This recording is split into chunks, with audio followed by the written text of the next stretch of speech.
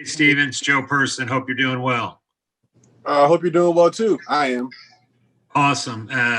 Just along those lines, you've now experienced a week or two of COVID testing and just kind of this new normal, if you will.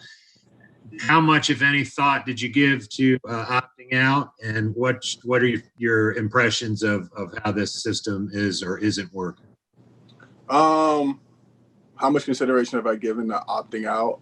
I gave it a decent amount, knowing that I won't be able to have my family there and travel to games is everything, because I do it for them. So that was unfortunate, but at the end of the day, after talking with my family, they were completely understanding of them not being able to make it to football for a year, maybe two, depending on how everything goes. I think the system we have really works with the contact tracers that we wear and the everyday testing. It really reassures that even though we're wearing masks all the time throughout the building and stuff like that, you know that everyone else in here has tested negative up to this point. Steven, Jonathan Alexander with Charlotte Observer. Mm-hmm. Nice to meet you. Likewise. So in knowing that, is that what ultimately came down to you deciding you wanted to play, or were there other reasons that made you feel comfortable?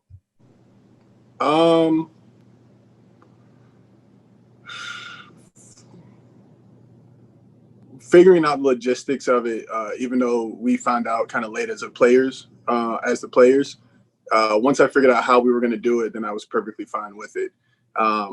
But I had already made the decision before the logistics came out. It was trusting that the people who were put in place as experts on how to control the potential spreading of the virus amongst us as an organization, it was about me trusting that those people were capable and competent in doing their jobs. So I'd already made the decision before I actually read the plan or even got to experience it.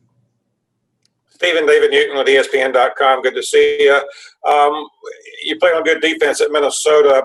Curious, what about this defense that you've seen so far, the pieces it has, what's the potential of it, and is the potential to be good right away? Yeah, sky's the limit. Coming out here, you just only hear players from being on another team, but being able to come out here and see how these guys work and see how they prepare day in and day out, and the level of proficiency that we're showing with a brand new defense for everyone, I'm really liking it. Our level of communication, our ability to understand how one another plays is everything. And so I think it's going to be a really good defense, and I think we're going to be able to execute early on. Stephen, Josh Graham, Sports Hub Triad. On that note, you dealt with terrific pass rushers at Minnesota, and you had Linval in the middle of that D line. So I'm just interested, what have you seen, your early observations of Burns on the edge, Yatur, and the other young guy on that D line, Derek Brown?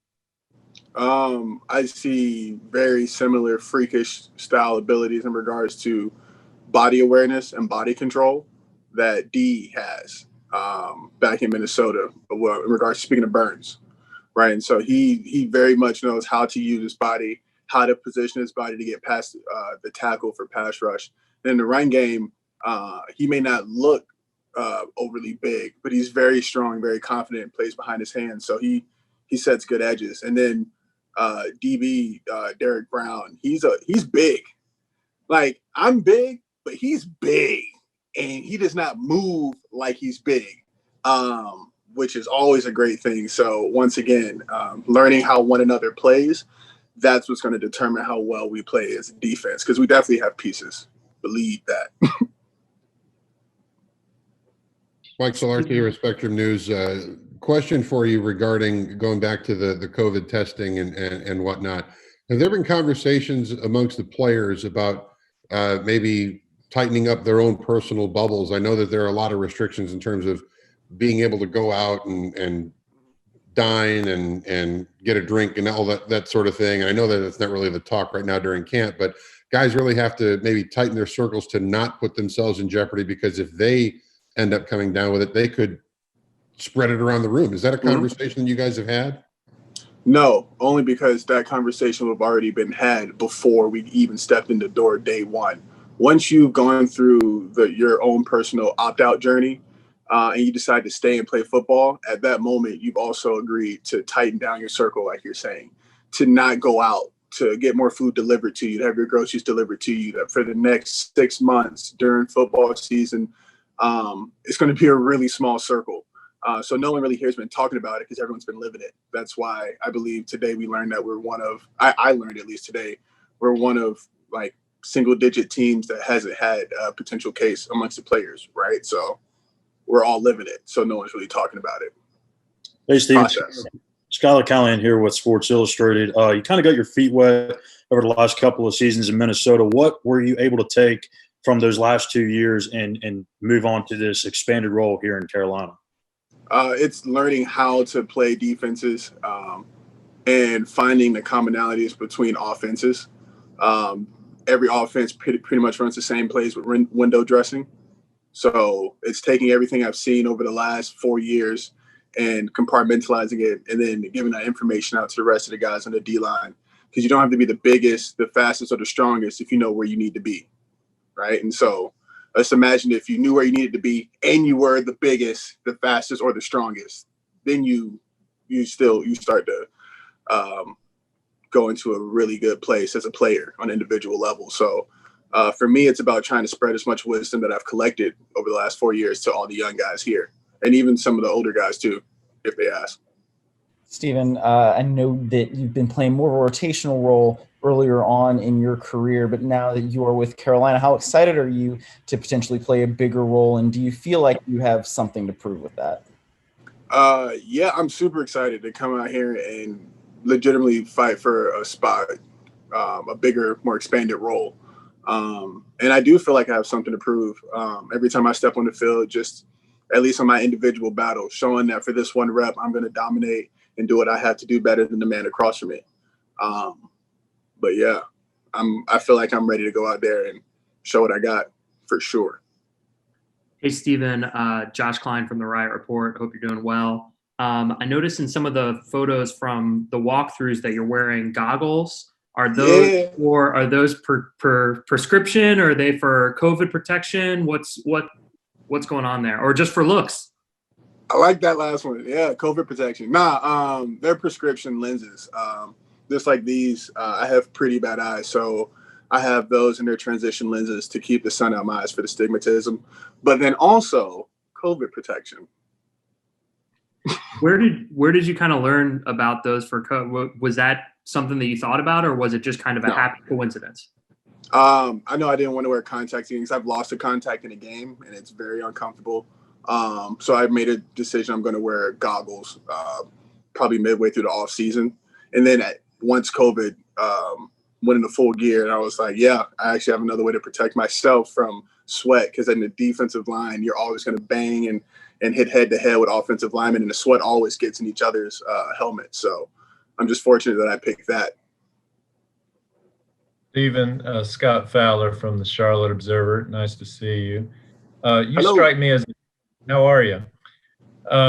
You seem to be a deep thinker about a lot of issues. So I wondered if you're going to wear one of these social justice decals this year, and just in general, if you could speak to kind of the continuing impact of the Black Lives Matter movement right now.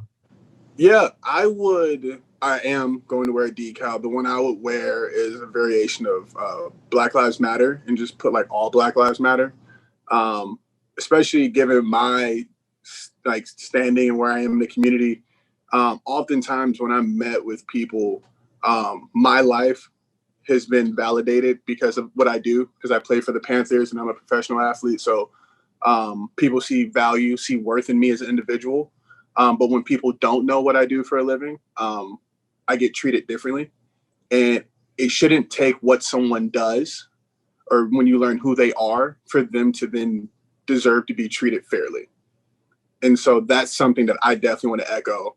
And that's a real thing that happens, that a lot of people in this world will see me and see what I do and think that I'm an amazing person, or then like give me value. But then my cousin, my mom, my brother, all aren't, because they don't do what I do for a living. So that's why I would wear a decal that says all Black Lives Matter, not just the ones you root for.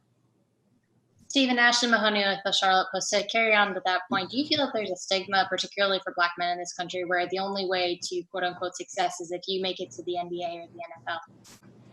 I feel like for a long time it's been like stereotype. There's only a handful of ways to make it out. And I feel like as someone that is successful, not only in sports, but also off the field, it's partly my job to show the next generation that you can succeed in multiple different ways. But yeah, it feels like that's the only way until you show the next generation that there are different ways, and you talk about it and you make it okay, and you don't condemn those who may think differently and be a quote unquote like a nerd. We call them black nerds. Back before it was cool to be into like anime and cartoons and stuff like that, I was one of those kids, but now it's like highly celebrated. So it's like that. It's a slow evolution, and say like there's bigger, there's more than one way for you to be successful. It doesn't have to be a microphone or a ball. So yeah. Hey, Steven. Go ahead, David. I'm sorry. Yeah, David Newton again. I wanted to ask you, during all the COVID, have you picked up another instrument, and if you did, or what song would you write about this whole time? I did not pick up another instrument. I did pick up gardening. I have a yard now, and I've already killed the grass twice. So that's what I've been doing a lot of, just learning about grass. But if I was to write a song right now, I think I would write a song about like deep reflection. Because if you look on social media, about like 3 months into like lockdown, everyone's posting these like, been thinking about my life and everything's different. And like after deep soul searching, I'm now this new individual. So I was like, wow, everyone's going through like metamorphosis all around. So if I was going to be an artist and write a song, it would be about transformation. Hey, Stephen, this is Deshawn with Channel 9. I hope you are doing well. Thank you. At that point, what have you discovered about yourself in that deep reflection? That I need, when life turns back around, I need more friends. I've been like very isolated. I'm an only child, so I'm used to like being in my own bubble. That it's okay to celebrate the successes along the journey with people. So I pretty much just put my head down and just go. And then if it's not family or like really, really close people who I would consider family, I don't make time for. But I need to learn how to make more time for other people and just be more inviting of my own like personal time and stuff like that. To follow up, I was going to ask, how do you navigate that desire in the virtual world where there's not as much person-to-person contact? I don't do it face to face, but I do call more people. I FaceTime more friends that would have been more of like an acquaintance last year. So taking that time to be more involved in my friends' lives to truly be a really good friend. Anything else for Stephen? I actually do have a football question. With what your defense has been going through, and I know this is a slower, longer ramp up, but you guys looking at the offense and what they're bringing, how different is this slower ramp up, and what are you seeing from your offensive teammates in practice that makes you think, okay, we know how to stop these guys, but other teams may struggle? I'm personally, as a defensive guy, really enjoying the slower ramp up because everything's new to me. So we get to take time and have days that are emphasized on just communicating, right? And how we play through fits and things of that nature. So the slower ramp up period is right up my alley. So it helps iron out mistakes. And our offense is multifaceted, and I think it's going to be a handful to stop, honestly. Hey, Stephen. I have one more quick one just to follow up there. How much does the slower ramp up help all the rookies and the young guys you have on this defense that are kind of learning about each other and learning how to be in the NFL as well? Oh, everything, man. If I was a rookie, I would be so grateful to whatever football God allowed this, because when I was a rookie, when we installed, it was like a third of the playbook, a third of the playbook, a third of the playbook, and we're only on day 5 of training camp, and he could call anything in there. So to have your head spinning like that while also reading your key is a classic thing we like to see rookies do. When like they make the call and someone goes in motion, they go, and then they point and they finally make the call. But because it's a slower ramp up, we're introducing things a lot slower, so they're able to make communications and be more confident in their ability to communicate. But every once in a while, they have a classic rookie mess up, and we still get a chuckle in. But it's helping the rookies a lot. Hey, Stephen, David, one more time. I want to ask you, what do you think about the conferences talking about not playing college football? Smart, because it's about player safety. And if they push it back, they could push it back to the spring if they work out better logistics in regards to testing and possibly just following the same template that NFL teams are using, just on a much larger scale. Stephen, Mike Solarte again. It sounds like you're almost missing the option or the opportunity to see the rookies kind of have their heads swim a little bit during practice. It's like a welcome to the league moment, but it'll come. Anything else for Stephen, guys, or are we good? One thing, Stephen, I think this election is something that might be important to you in trying to vote and all those different things. Just why is voting so important to you, and what do you think of the Panthers initiative that has already started? Voting is important to me because you can't have long-lasting change unless you have legislation that reinforces that or protects your rights. And so that's why it's important to me. It took me way too long to learn that. But now I have, and now I think it's important that other people know that as well. And so for the Panthers to also feel the same way and to help us get out there and get everyone in the Carolinas to understand the importance of voting really speaks a lot to the organization. But yeah, it is important. We here believe it's important, so we're going to do what it takes to make sure everyone's properly informed on it.